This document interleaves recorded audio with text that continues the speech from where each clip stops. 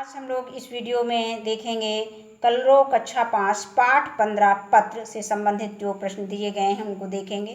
तो ये बहुत छोटा सा पत्र है। सबसे पहले हम इस पत्र को पढ़ लेते हैं, इसके बाद हम जो बोध प्रश्न दिए गए हैं, जो अभ्यास प्रश्न दिए गए हैं, उनका उत्तर देखेंगे।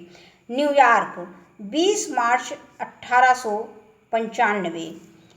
प्रिय नित्या, तुम्हारा 17 जनवरी का पत्र मिला। तुम प्रतियोगिता में भाग ले रही हो, यह पढ़कर बड़ा अच्छा लगा। लेकिन एक बात ध्यान में रखना, जीतने पर घमंड से बचना और प्रथम ना आने पर मन छोटा मत करना। जीत महत्वपूर्ण है, लेकिन अपनी पूरी क्षमता से प्रतियोगिता में भाग लेना भी अपने आप में एक उपलब्धि है। तुमने सेंट्स एवं डॉलर की फरमाइश की है, जरूर लाऊंगा। अस्मि का दाखला तुम्हारे स्कूल में हो गया, ये अच्छा हुआ। अब तुम्हें एक दूसरे से भिड़ंत और स्नेह का आदान प्रदान करने के लिए शाम का इंतजार नहीं करना पड़ेगा। अस्मिता का अंग्रेजी लहजे में बोलने का शौक बुरा नहीं है, बस एहतियात ये रखो कि हिंदी बोलो तो हिंदी, अंग्रेजी बोलो तो अंग्रेजी। हर वाक्य में दो भाषाओं की खिचड़ी अध कचरेपन की निशानी है। सिर्फ यदा कदा तालमेल होना चाहिए। यहाँ बर्फ पिघल रही है, बसंत आने को है। बसंत के स्वागत में कौन सा राग गाते हैं मैं नहीं जानता। अस्मिता को आशीर्वाद। सस्नेह नरेंद्रनाथ।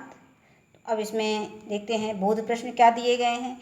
बोध प्रश्न में दिया गया है, उत्तर लिखिए। पत्र किसने लिखा, किसको लिखा, कब लिखा, किस स्थान से लिखा। तो इसका सारा उत्तर कॉपी में हमने लिखा है। बोध प्रश्न उत्तर लिखिए। तो पत्र किसने लिखा, तो पत्र किसने लिखा? पत्र नरेंद्रनाथ उर्फ स्वामी विवेकानंद ने लिखा। पत्र किसको लिखा? तो पत्र नित्या को लिखा। कब लिखा? पत्र 20 मार्च 1895 ईस्वी को लिखा। और इसके बाद किस स्थान से लिखा? तो पत्र न्यूयॉर्क से लिखा।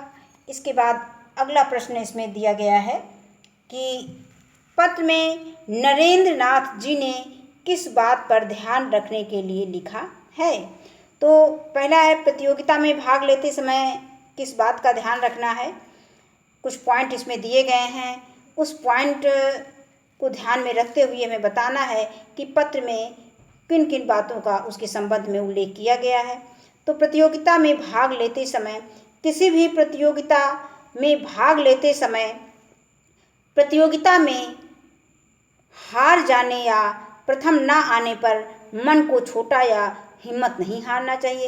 यानी मन को छोटा नहीं करना चाहिए और ना ही हिम्मत हारना चाहिए। और प्रतियोगिता में जीत जाने पर घमंड नहीं करना चाहिए। तो ये बातें इस पत्र में दी गई हैं। प्रतियोगिता के में भाग लेते समय हमें क्या क्या सावधानी रखनी चाहिए। इसके बाद दूसरा है बोलते समय। बोलते समय पत्र में क्या दिया गया है, क्या सावधानी हमें रखनी चाहिए। तो इसमें दिया गया है कि बोलते समय हमें हमेशा एक ही भाषा का प्रयोग करना चाहिए। ये ध्यान रखो कि हिंदी बोलो तो हिंदी, अंग्रेजी बोलो तो अंग्रेजी। हर वाक्य में दो भाषाओं की खिचड़ी अध कचरेपन की निशानी है। इसके बाद अब अगला प्रश्न है करने की बारी। इसमें सोच विचार दिया गया है। तीसरा प्रश्न जो दिया गया है वो सोच विचार का है। तो इसमें हम ये सोच विचार बताइए। बसंत ऋतु के आने पर वातावरण में क्या परिवर्तन दिखाई देते हैं। अब ये हम बच्चों से पूछेंगे, बसंत ऋतु कब आती हो, बसंत ऋतु के समय बच्चों को क्या क्या परिवर्तन दिखाई देते हैं। और दूसरा प्रश्न है कि आपको कौन सी ऋतु सबसे अच्छी लगती है और क्यों, ये भी हमें बच्चों से ही पूछना है।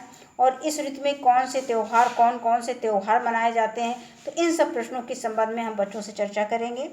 और इसके बाद अगर कोई परेशानी या कोई कठिनाई आती है तो उनको हम बताएंगे। इसके बाद एक और दिया है कि अब करने की बारी। प्रश्न संख्या 4 दिया गया है कि चित्र को देखकर उससे संबंधित ऋतु पर 4 पंक्तियों की कविता लिखिए। तो इसमें हम चित्र भी देख लेते हैं और कविता भी देख लेते हैं। तो ये चित्र दिया गया है और ये हमने कविता दिया है।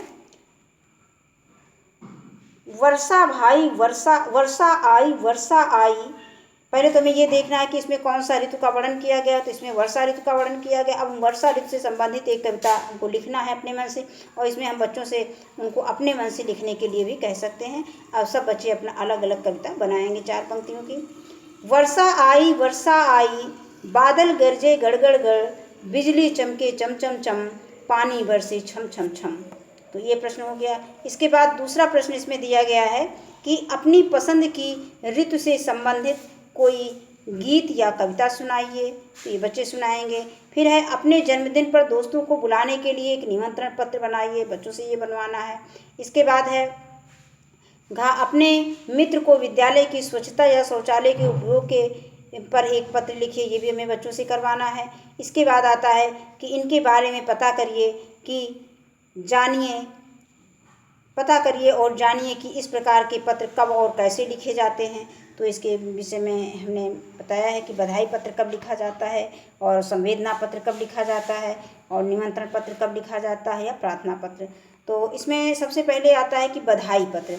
बधाई पत्र कब लिखा जाता है? ये विवाह पे, जन्म पे, किसी का जन्म हुआ तो हम बधाई पत्र लिखते हैं, या किसी शुभ अवसर पर बधाई पत्र लिखा जाता है।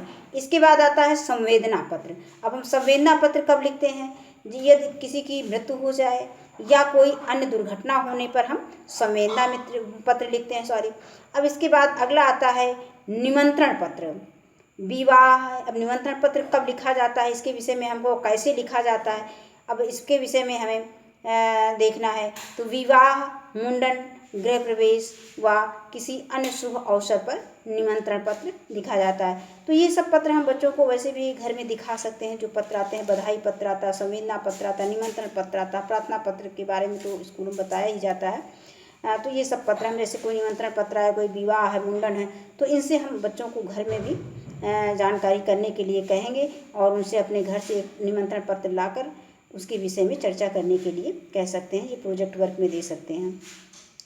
तो निमंत्रण पत्र विवाह, मुंडन, गृह प्रवेश व अन्य किसी शुभ अवसर पर हम निमंत्रण पत्र देते हैं। इसके बाद आता है प्रार्थना पत्र। तो आधिकारिक रूप से किसी अवसर पर किसी कार्य या छुट्टी के लिए हम प्रार्थना पत्र देते हैं। तो इसमें जैसे जब बच्चे छुट्टी लेते हैं, उनको बताया जाएगा कि जब तुम लोगों को छुट्टी लेनी रहती तो प्रार्थना पत्र लिखना रहता है। इसके बाद आता है प्रश्न 5, मेरे 2 प्रश्न। इसके पत्र के संबंध में जो है ग्रामर में ये सब डिटेल में बताया जाएगा। इसके बाद आता है कि प्रश्न 5, मेरे 2 प्रश्न। इस पाठ से संबंधित हमें 2 प्रश्न बनाने हैं। तो पाठ के आधार पर 2 सवाल बनाइए। तो पहला प्रश्न है कि पत्र में किस ऋतु के आने की चर्चा की गई है, और दूसरा प्रश्न दिया गया है कि पत्र में बोलते समय कितनी भाषा का प्रयोग करने के लिए कहा गया है। बस आज के वीडियो में इतना ही। धन्यवाद।